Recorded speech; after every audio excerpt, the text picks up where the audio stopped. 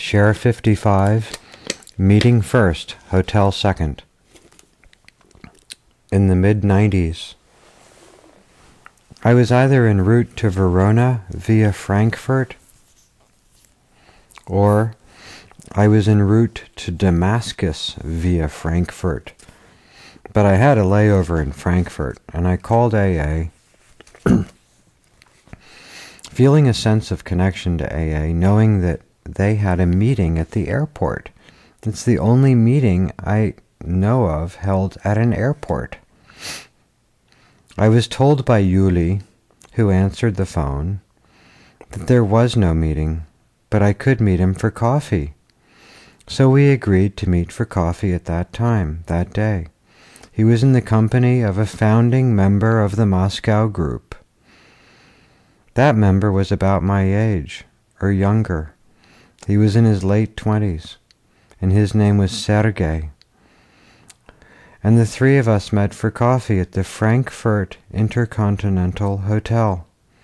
Yuli told us it was owned by a member of Frankfurt AA.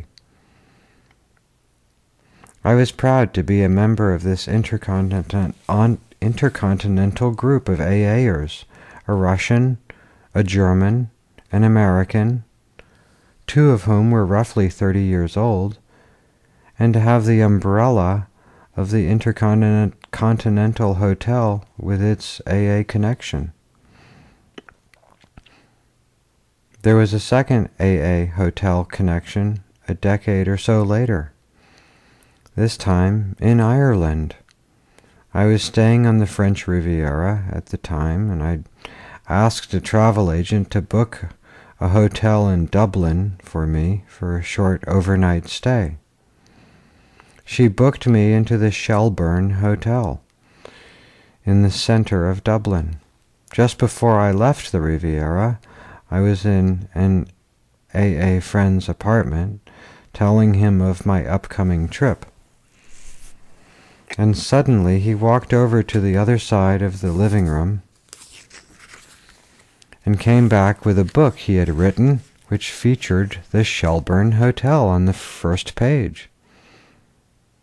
When I got to Dublin, I met my AA friend for coffee in the lobby of the Shelburne Hotel. He told me that the very first AA meeting ever in Europe was in Dublin, right around the corner from here, and this hotel was the first place people in Europe went out for coffee to after an AA meeting.